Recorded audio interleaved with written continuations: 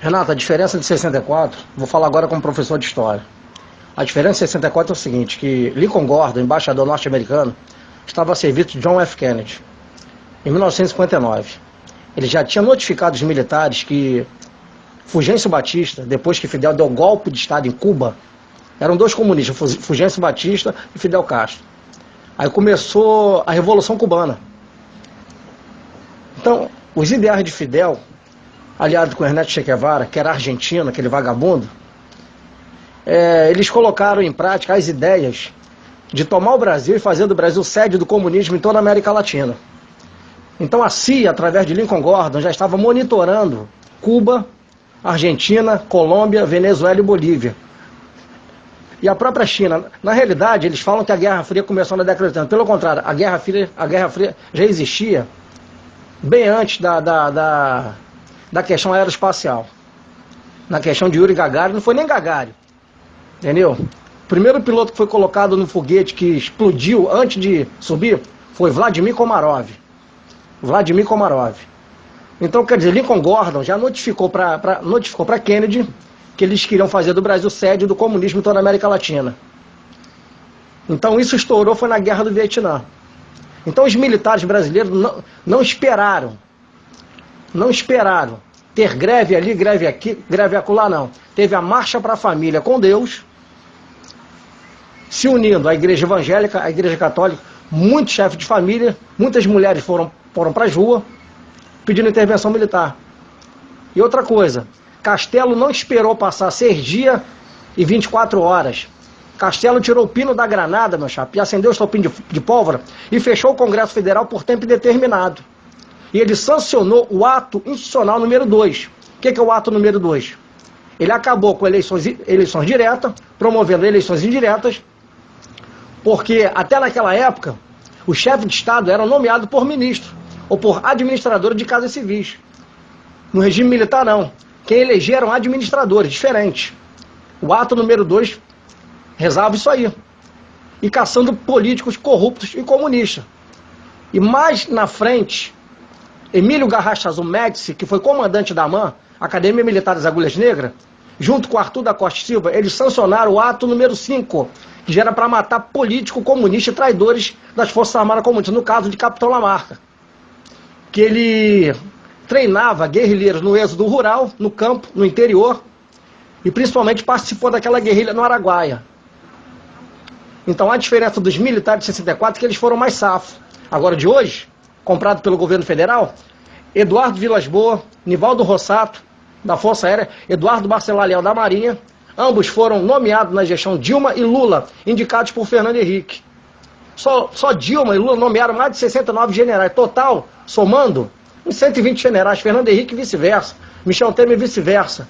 As diretas já foram sancionadas por Fernando Henrique Cardoso, ele era senador federal naquela época. E outra coisa, ele era guerrilheiro no Chile, estudou serviço de inteligência no Chile, no Uruguai, depois ele foi para a França, e mais ainda, Rodrigo Maia, o pai dele, César Maia, era presidente de um dos piores partidos comunistas do Brasil, que era o PCB, que era o Partido Comunista Brasileiro. Fez serviço de inteligência no Chile, é discípulo de Fernando Henrique, que é chamado homem da máfia do comunismo. Então, quer dizer, a estratégia dos comunistas, quando vieram do exílio, quando veio essa praga dessa anistia, em 64 era o contrário, os comunistas queriam tirar o quê? Os militares do poder. Hoje não. Hoje os patriotas e veteranos e verdadeiros intervencionistas querem tirar o quê? Os comunistas que estão nos poderes, que é mais difícil, que eles estão nos 3 poderes, Tribunal Superior Eleitoral, Supremo Tribunal Federal, Executivo, Judiciário, Legislativo, OAB, Ministério Público, etc. e tal. Espalhado entre estados.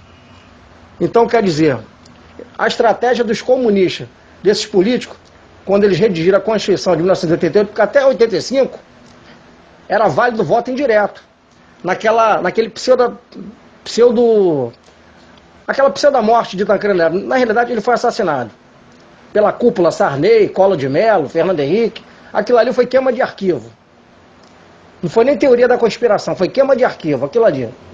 Então, em 88, Fernando Henrique, sendo marxista, leninista, ele trouxe para o Brasil os ideais de Karl Marx, Vladimir Lenin, os ideais de Stalin, e pregou o comunismo aqui dentro, principalmente nas universidades, que ele é professor, que ele é poliglota, ele é mestre. Então, quer dizer, Quais os ideais comunistas aqui no Brasil? Quais são as suas finalidades? Foi o que Hitler fez na Segunda Guerra Mundial. Foi o que Stalin fez. Foi o que Lenin fez. Foi o que Mussolini fez. Foi o que Hirohito fez. Ele primeiro desarmou toda a população. A Hitler fez isso na Polônia e na Alemanha. O comunismo ele faz isso. Stalin fez isso. Mussolini fez isso.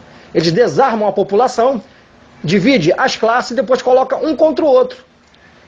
E eles tornam a classe refém e dependente, literalmente, do Estado. Aí os projetos sociais aqui no Brasil. Veja os projetos sociais. Bolsa Família, auxílio vagabundo, auxílio moradia, auxílio reclusão, auxílio narcótico. Quer dizer, o cidadão idiota, demente de classe, dependente literalmente do Estado. Então Castelo não pensou duas vezes, meu filho. Castelo tirou o pino da granada, acendeu o estopim de pólvora e colocou a casa em ordem. Infelizmente, Lula, quando funda o PT em 1980, Fernando Henrique, o PSDB, e ele coloca o PMDB e o MDB na mão de Michel Temer, porque Michel Temer come na mão de Fernando Henrique, aí começou essa praga. No regime militar, a caderneta dava mais de 40%. Hoje não gera nem 1%. Nós temos o maior produto interno do mundo, o maior PIB mundial, Machado. Entendeu? Nós temos semente para dar e vender. Veja quanta roubalheira. E outra coisa, foi decretado também o holocausto financeiro, o caos econômico mundial. Quer dizer, o que está faltando agora? Eu torço para isso. Isso pode acontecer. Tudo pode acontecer de uma forma iminente.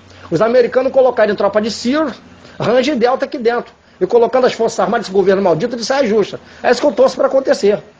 Entendeu? Ou uma insurreição dentro das forças armadas, ou uma operação Valquíria, para favorecer os veteranos, que eles vêm para o nosso lado e pelo menos vão pegar uma divisão dessa, cara. Tudo pode acontecer. Eu lamento que os caminhoneiros não tiveram força, porque a própria mídia safada, tendenciosa, podre, a Globocha, a Rede Esgoto, a Globo Lixo, entendeu? Infiltrou dentro desses movimentos. E as próprias Forças Armadas, infelizmente, cara, que comem na mesa do governo federal, que tem uma tonelada de comunistas oficiais generais superiores, fortaleceu, cara, esses ideais da própria mídia. É isso que aconteceu, cara. Diferente de 64. Anos de ouro que não voltam mais. Anos de ouro.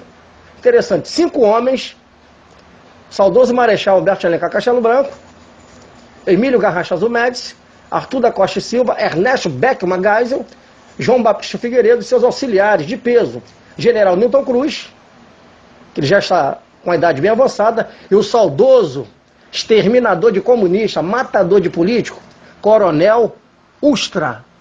E o saudoso general, que não é pai desse Mourão de hoje, Olímpio Mourão Filho. O pai desse Mourão de hoje é Antônio Mourão. Olímpio Mourão Filho, de 64, era general de exército. O maior cargo exercido pelo exército brasileiro. O pai desse Mourão era general de divisão, cargo abaixo de um general de exército. Selva de Somas, campanha. Agora eu falei um pouquinho de história. Reconter.